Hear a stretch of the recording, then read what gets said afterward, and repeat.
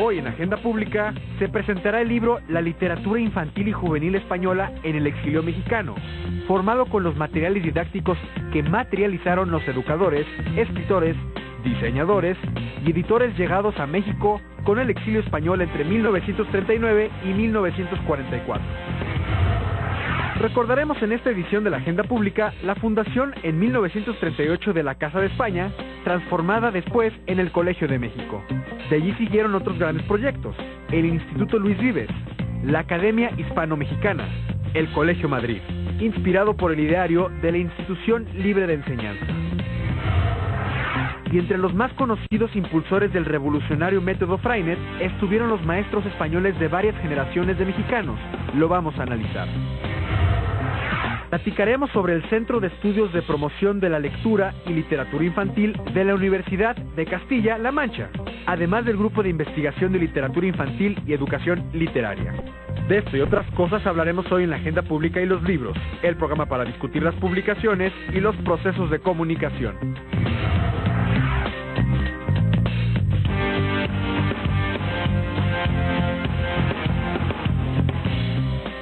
Yo soy José Carreño Carlón y en esta Agenda Pública en los libros, para hablar de la literatura infantil y juvenil en el exilio mexicano, pues nos acompañan los coordinadores de esta edición, el doctor Pedro C. Ferrillo del Grupo Literatura Infantil y Educación Literaria de la Universidad Castilla-La Mancha. Bienvenido, Pedro. Buenas tardes, muchas gracias. Qué bueno tenerte por acá en México y en este programa. Encantado. Bueno, en vísperas del 75 aniversario del exilio español, y con esta oferta de libros infantiles en vísperas navideñas también va a ser muy útil para nuestro auditorio. Y nos acompaña también la doctora María Teresa Miaja de la UNAM. Ella es especialista, entre muchas cosas, en lírica infantil popular. Bienvenida, Tere. Aquí tenemos tus libros, estos de Naranja Dulce, Limón Partido. Qué bueno que estés con nosotros también. Gracias por la invitación. Y también nos acompaña la maestra en Letras Hispánicas de la UNAM, Luz Fernández de Alba, que también ha dirigido tesis o has participado, ¿verdad? En unas tesis de literatura infantil, que también nos invitaste a otro programa. Que también estuvimos acá. Con la alumna. Analizando con la alumna, sí, y además con las experiencias que hicieron de recepción de literatura infantil, ¿verdad? Muy bien. Y nos vamos a ir con el próximo aniversario 75, que se conmemora el próximo año del exilio español en México. Y en este marco, pues nos traen este bello libro que recoge una amplia investigación histórica, literaria, documental. Y vamos a dar la primera ronda para que nos cuenten de él y para interesar en su lectura a nuestras audiencias y en general a este nuevo género de literatura infantil y juvenil, ¿no? En que, bueno, de que esta literatura española en el exilio mexicano, pues fueron precursores, podemos decir, Pedro. Sí, bueno, se estaba haciendo en España antes de la guerra una literatura infantil y juvenil magnífica, ¿no? Desde todos los puntos de vista que confluyen en un libro, ¿no? Ilustradores, escritores, impresores, editores, ¿no? La guerra truncó aquello, ¿no? Aquello que además durante los años de la Segunda República tuvo el espaldarazo de la política educativa de aquel gobierno, que por otro lado estaba inspirada en la Institución Libre de Enseñanza, ¿no? Entonces todo eso que había propiciado un auge tremendo de los libros para chicos y jóvenes, y dentro de ese mundo particularmente los que se llevaban a la escuela, al ámbito escolar, pues queda truncado con la guerra, pero por fortuna, aunque sea una desgracia o como consecuencia de una desgracia... Una desgracia para España, fue una fortuna en ese sentido para los niños mexicanos, porque en realidad fue un esfuerzo, una verdadera revolución educativa, como estas que se intentan en nuestros países. Ahora mismo en México estamos en un proceso parecido, y esta experiencia es de lo más importante, porque finalmente la educación, lo entendió la República Española, lo entendió la Revolución Mexicana, es la que empareja socialmente, ¿no? La que le empareja las oportunidades de niños, jóvenes y mayores, Tere. Así es. Ahora, no solo se benefició México, se beneficiaron también otros países, Argentina, Venezuela, Chile, etcétera. Pero México recibió verdaderos tesoros intelectuales y pedagógicos, y esto fue muy importante no solo para las publicaciones, sino también para la creación de nuevas instituciones. El Colegio de México, por ejemplo, la propia UNAM se enriqueció con maestros excelentes en las áreas de humanidades y también en las ciencias. El Politécnico recibió innovaron muchos, todo, ¿no? El innovaron doctor José Gauss, todas, Max Au, me acuerdo. A propósito del radio, la radio UNAM fue realmente una aportación importantísima. Y el doctor Sánchez Vázquez, el doctor Souto, Luis Ríos, el poeta Tomás Segovia, en fin, fue una avalancha de personas que al llegar a México decidieron contribuir con su mejor esfuerzo y venían de verdad, además del duro exilio y del duro devenir de sus vidas, con ganas de empezar y de prolongar exacto, de continuar lo que estaban haciendo y lo que sabían hacer muy bien, y aquí se les dio la oportunidad de eso. A ver, tú tienes, Lucy, ahí al maestro Pepe. Cuéntanos del método Freinet que aportaron a los niños mexicanos por generaciones. Fíjate que es muy interesante, y hay que decir que estos maestros que llegaron a México, como el maestro José de Tapia, Patricio Redondo, Ramón Costajou, ya eran freinetistas desde España. ¿Y qué es eso de ser freinetista? Es un método sensacional. Freinet era un pedagogo francés. Que ahí lo tienes en un maestro singular. No, este es el maestro Pepe. Claro. El maestro Pero él trajo el método Freinet, ¿sí? De Celestino Freinet. Celestin, sí. Freinet. Bueno, el método Freinet consistía: el postulado básico era que el texto libre es lo que permite a los niños reflexionar y expresar sus sentimientos y sus opiniones. Entonces ellos escribían su texto y después tenían una pequeña imprenta que lógicamente se llamó imprenta Freinet. Ahí formaban el texto, tenían la caja de tipos móviles. Imagínate, les da un gusto ya cuando les tocaba la caja. Ahí escogían las mayúsculas, las minúsculas, los acentos, los puntos, lo formaban en una charolita de plomo, luego lo imprimían.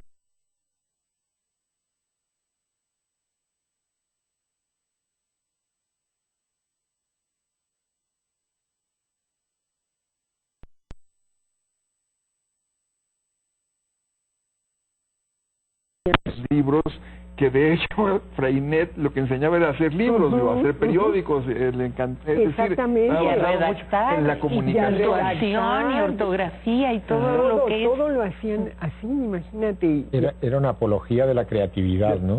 Exactamente. Y además Freinet inventó una cosa maravillosa que se llamaba la clase paseo. Eso es sacaba a todos los niños. Los llevaba a las fábricas. Los llevaba a las fábricas, los llevaba a observar la calle, el entorno en el que vivían, los tranvías. Y entonces, después de que observaban, llegaban a su clase y hacían su texto. Y lo imprimían y lo veían en el mismo día, así como se ve el periódico. Para los niños era... Pero el momento culminante era cuando formaban. Bueno, los niños reporteaban, ¿no? Iban, de hecho, a la calle, a las fábricas, a los parques, y luego venían a formar su librito, pues, su cuadernito. Su cuadernito. Hoy estuve, por cierto, en la entrega del Premio Hispanoamericana de Poesía para Niños. Lo ganó un cubano, Aramis Quintero. Muy interesante, pero fue muy bonito el acto allí en los patios de los murales de Vasconcelos, en la Secretaría de Educación Pública. Estuvo el titular, Emilio Choifet, y estuvo Miguel Limón, que es el de la Fundación de las Letras Mexicanas, el director que organiza con el Fondo de Cultura Económica, que estuvo muy bien representado, por cierto, que organiza este concurso. Y sus hijos fueron alumnos del maestro Pepe y del Bartolomé. Los hijos de Miguel. Sí.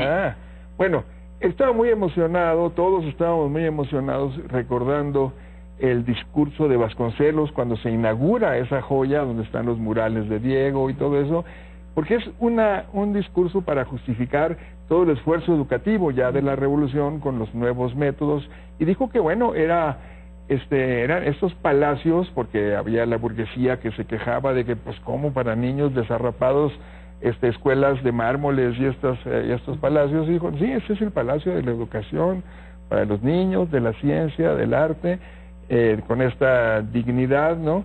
Y la verdad es que fue muy interesante porque fueron muchos niños a este acto de hoy, y este poeta cubano, Aramis Quintero, se puso a leer sus poemas. Al principio los niños estaban ahí bobeando, siguiendo las cámaras, porque ahora pues les llama mucho la atención la tecnología, saludando a las cámaras cuando salían y todo eso, pero finalmente el poeta los captó, y al segundo poema ya estaban pendientes de la lectura los niños. Es decir, tú lo has dicho, Pedro, la literatura infantil y especialmente la poesía se lee con los oídos. Sí, lo comentaba también Teresa. Claro, además es el primer contacto que tienen las personitas. Las personas, el primer contacto que tienen con lo literario es a través del oído. Y en los cuentos, claro, que parece que es lo que más se difunde, pero también la poesía, y la poesía popular, nanas, juegos mímicos, adivinanzas, canciones de corro, en fin, todos estos juegos para estimular, claro, los primeros movimientos de los niños. Los niños, hasta determinada edad, se sienten especialmente atraídos, muchísimo más que los adultos, por la poesía, ¿no? Por el lenguaje de, claro, la poesía. Por ese lenguaje que procesamos no a través de la vista llega al pensamiento, sino a través del oído, ¿no? De la música, del ritmo. Y ahí también hizo una labor muy importante los exiliados acá, pero ya la habían empezado a hacer también en España. Como este libro. Efectivamente. A ver, cuéntanos de ese libro, Lo que sabía mi loro. Sí. Ese es de Moreno Villa, ¿no? Es de Moreno Villa. Con ilustraciones de Moreno Villa, tratando de algo que fue muy importante para el exilio intelectual y pedagógico en México, tratando de rescatar la memoria de los recuerdos de su infancia, para que su hijo en México fuera heredero de esa tradición. Y eso es algo bellísimo, porque tiene un poquito de todo, de todo lo que acaba de mencionar, adivinanzas y sus propios dibujos. Entonces, un tesoro como herencia para un hijo, pero un tesoro que pueden recuperar, porque esta es una edición facsimilar, espero que hizo el Colegio de México, y ojalá que todavía el colegio tenga ejemplares y que estén en las librerías del fondo para los regalos también. Es un magnífico regalo, porque es un libro en formato álbum ilustrado que es una auténtica joya, ¿eh? Trae incluso música, que a mí me llamó mucho la atención cuando se lo leí a mi nieta. Como sabe leer música, empezó Bueno, es que Moreno Villa era todólogo, ¿no? Le hacía todo. Le hacía todo. Incluso se le atribuye pues los trazos generales del logotipo del Fondo de Cultura Económica, porque ya estaba el fondo cuando llegaron los exiliados, tenía 4 o 5 años, pero todavía estaba en formación su identidad, y la aportó Moreno Villa. Nos los dijeron en la residencia de estudiantes en Madrid, ¿te acuerdas que...? Sí, Moreno Villa hizo el logo. Otro todólogo también exiliado, una riqueza y ganancia para México, fue Tomás Segovia. Y Tomás armaba sus propios cuadernillos, los ilustraba y escribía su poesía. Ese tipo de trabajo artesanal que va atrás del trabajo creativo, intelectual, y que es muy gozoso. Es muy, muy bueno. Ahora, en el libro también hablan de estas joyitas de Calleja, estos libritos que parecen hechos en las escuelas de Freinet Escue. Explícanos, Pedro. Bueno, Calleja fue un editor que realmente revolucionó el mundo de la edición de libros para niños en España a partir del último cuarto del siglo XIX. Se propuso editar para chicos toda una serie de libros que a España nunca habían llegado, ¿no? Los cuentos orientales, cuentos clásicos en general, Andersen, los Grimm, es decir, los más contemporáneos a la época en la que él estaba viviendo, ¿no? Es de pirata, ¿verdad? Pues bueno, tenía un puntito de pirata, sí. Eran de Andersen, pero no los citaban. La mayor parte de las veces, todos los cuentos de Calleja eran o anónimos o de Calleja. Sí, así era. Pero hizo una enorme labor, hizo una grandísima labor, creó 18 colecciones diferentes, algunas de ellas como esta, de libros muy pequeñitos, lo cual representaba que podían acceder a ellos cualquier comprador, porque eran baratísimos, o sea, se vendían a un precio muy, muy asequible. Y además, con la ayuda de algunos de los gobiernos que se sucedieron desde que empezó la labor editorial, llegaban a las escuelas con muchísima facilidad. ¿Y estos cuentos desde la cárcel, Tere? Estos cuentos me los hizo llegar, ¿no? un colega de la facultad, que es cineasta, fue quien hizo este video maravilloso, Pepe. A ver si podemos ver una parte del video de los niños de Morelia, ¿verdad? Sí, que es un tesoro también, porque es un tesoro testimonial. El padre de la actriz Blanca Sánchez hizo estos cuentos. Él se quedó en España, y lo metieron preso los franquistas. Y para tener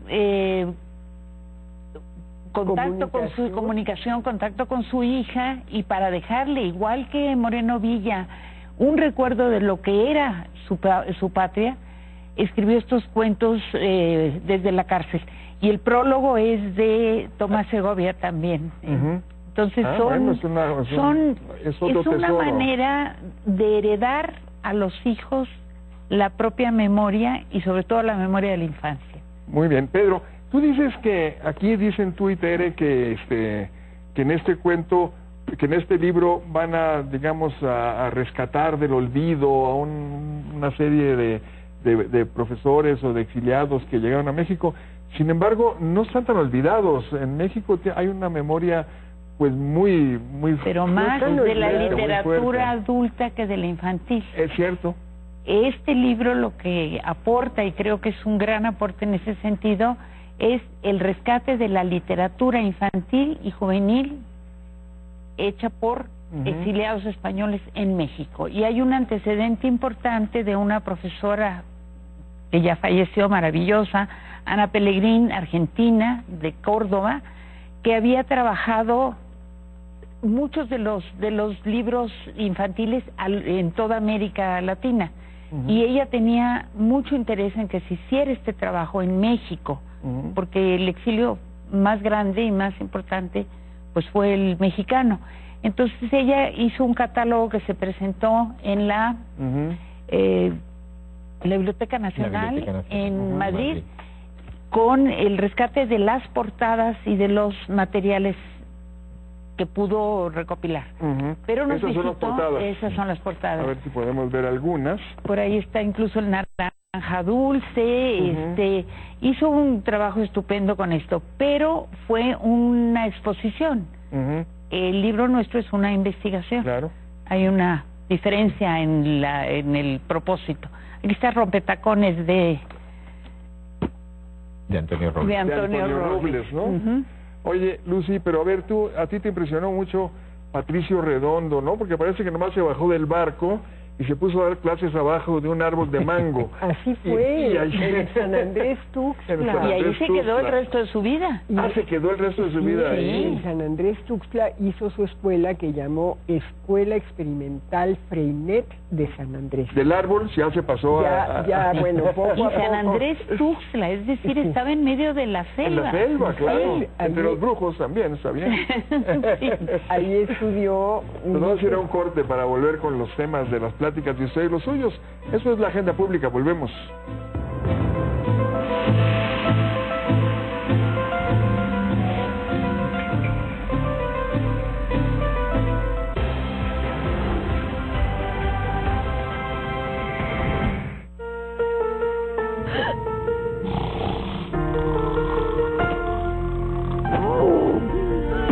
Una mujer ordinaria, hora de ser extraordinaria.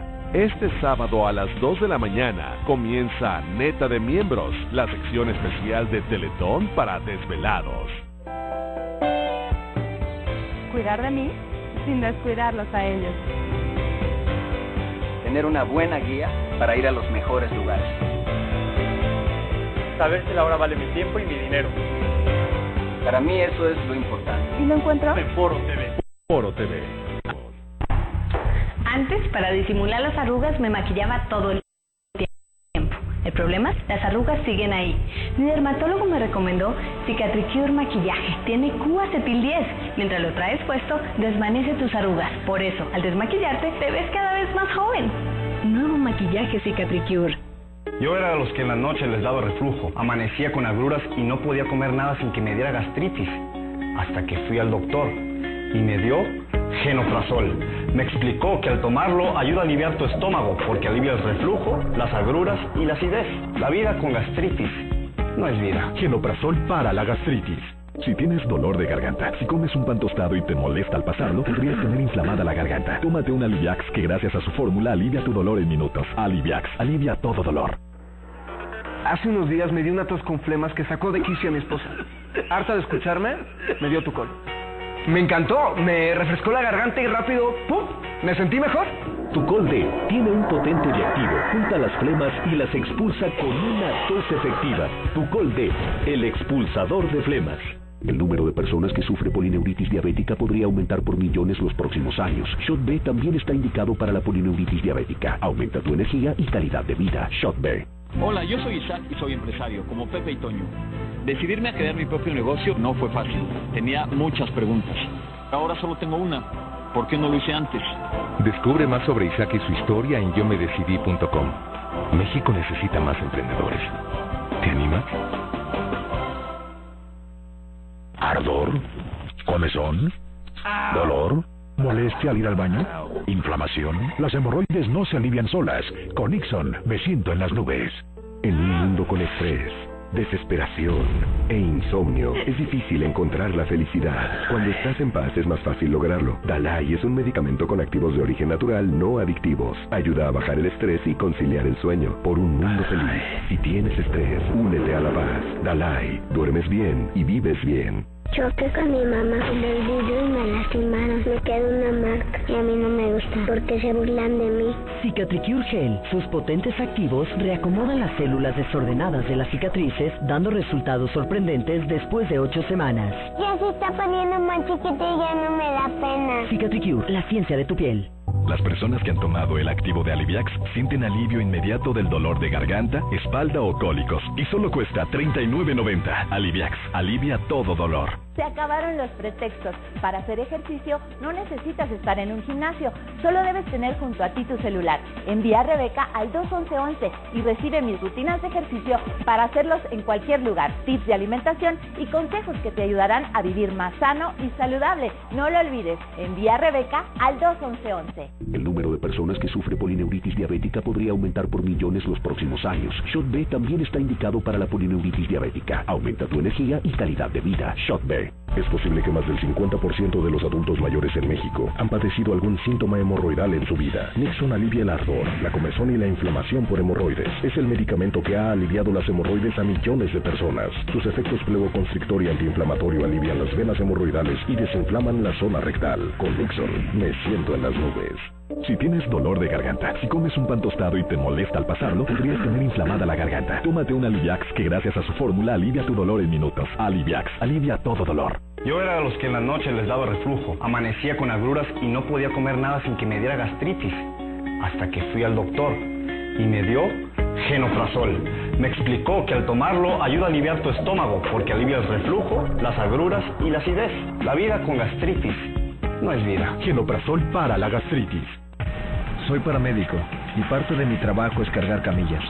Aunque me lastimo mucho la espalda, lo bueno es que conozco excelentes doctores. Me recomendaron Ultrabengué. Ultrabengué es medicamento. Al contacto cede el dolor porque es el único que anestesia y desinflama los músculos. Recomendado por mi doctor. Ultrabengué, el dueño de mi espalda.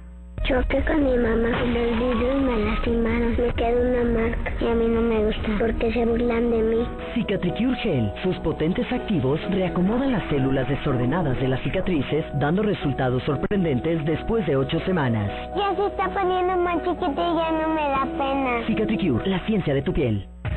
Soy paramédico y parte de mi trabajo es cargar camillas. Aunque me lastimo mucho la espalda, lo bueno es que conozco excelentes doctores. Me recomendaron Ultrabengué. Ultrabengué es medicamento. Al contacto cede el dolor porque es el único que anestesia y desinflama los músculos. Recomendado por mi doctor. Ultrabengué, el dueño de mi espalda. Salí a andar en bici y me caí lastimándome todo el cuerpo. El dolor era tan fuerte que llegué a casa a tomar Aliviax. Los componentes de Aliviax son rapidísimos para cualquier tipo de dolor, pero para el dolor de garganta son extraordinarios. Me dolía mucho la garganta. Fue un hallazgo. No solo se me quitó el dolor del golpe, sino también el de garganta. Aliviax, alivia todo dolor.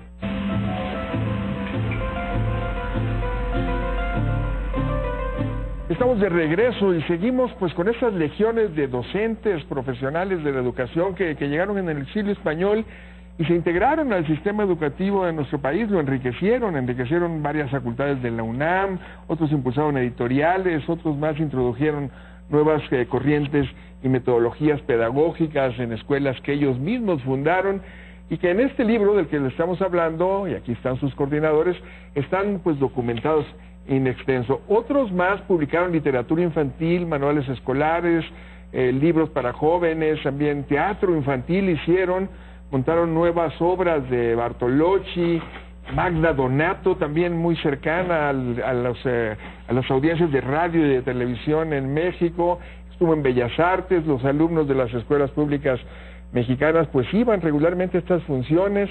Magda también hizo televisión infantil. Pedro, fue una playa de que realmente nos trajo muchísima riqueza a la formación de varias generaciones y aquí está documentado en este libro. Eso hemos intentado, es decir, que todos estos exiliados que trabajaron en literatura infantil, pero que proyectaron su trabajo de la literatura infantil a otros medios o a otras expresiones artísticas, como es el caso del teatro, pues también lo documentáramos. Cierto es que a veces hemos tenido algún problema, por ejemplo, no hemos podido recoger, reflejar directamente en el libro la experiencia, por ejemplo, de Antonio Robles en radio, con los cuentos del tío Polito. Claro. Pues nos ha resultado muy difícil, pero bueno, es una. Pero a la que tú te referías, Magda Donato y Bartolocci intervienen llevando adaptaciones de Pinocho, Pinocho en el país de Calandrajo, me parece que se titulaba, al Bellas Artes, invitados por la Asociación de Actores Mexicanos, y fue un éxito tremendo que duró en cartel muchísimo tiempo, ¿no? Oye, Pedro, se nos acaba el tiempo, ¿no? Y con estos esfuerzos no quiero que dejes de hablar de CEPLI, este centro de estudios de promoción de la literatura infantil que tienes en la Universidad de Castilla-La Mancha, que es un verdadero modelo que deberíamos seguir, ¿no? Cuéntanos. Bueno, esto muy rápidamente es un centro de investigación universitario oficial de una universidad pública, la Universidad de Castilla-La Mancha, que quiso aprovechar el potencial investigador que en ella había, uniendo a todos los investigadores en un centro de formación de mediadores en lectura, fundamentalmente mediadores para chicos y jóvenes. ¿Son cuentacuentos? Hay de todo. Nosotros formamos sobre todo a los que ya son egresados. Es decir, formamos en máster, formamos en doctorado y formamos a gente de todo el mundo latinoamericano que quieren dedicarse fundamentalmente a la docencia, con chicos y jóvenes, también a las bibliotecas, también a los mediadores, promotores, animadores, narradores, también editores. Es decir, la gente que viene a formarse con nosotros es muy variada en cuanto a su profesión de origen, ¿no? Y bueno, nuestro sello de identidad es una biblioteca súper especializada en literatura infantil, que no hay ninguna en español, aunque también tenemos fondo en otras lenguas, no hay ninguna en toda España, y de Europa es probablemente la segunda. 30 segundos y 30 segundos. Bueno, yo solo quiero resaltar nuevamente la herencia riquísima que el exilio español trajo a México. Como hija y nieta de exiliados, para mí esto es una manera de rescatar el vínculo de México hacia España, y ha sido una experiencia maravillosa. Felicidades por el libro, Lucy. Pues nada más decir que las escuelas Freinet que hicieron aquí son realmente un himno a la alegría. Un grito de alegría. Un grito de alegría. Eran escuelas en donde los niños eran felices. Y lo siguen siendo, porque ahí estudiaron mis hijos. Y los míos. Pedro, ¿cómo cerrarías este programa? Yo agradeciendo a todos los que nos han ayudado a hacer este trabajo. Eres la coordinadora de este trabajo. Sin la labor previa que Tere hizo, esto hubiera sido imposible, aunque aquí tuvimos a dos investigadores que ella además... Tres investigadores, bueno, mucho tiempo, ¿no? Pero el Ateneo Español, por ejemplo, nos ayudó muchísimo. Y allá el jueves en el Ateneo Español a la presentación de este libro. Felicidades al Colegio de San Luis como editor de este libro. Se nos acabó el tiempo. Muchas gracias, Tere, muchas gracias, Pedro, muchas gracias, Lucy. Muchas gracias a ustedes por acompañarnos hoy. Quédense con Memo Ochoa y Gil Begovich. Buenas noches y buena suerte.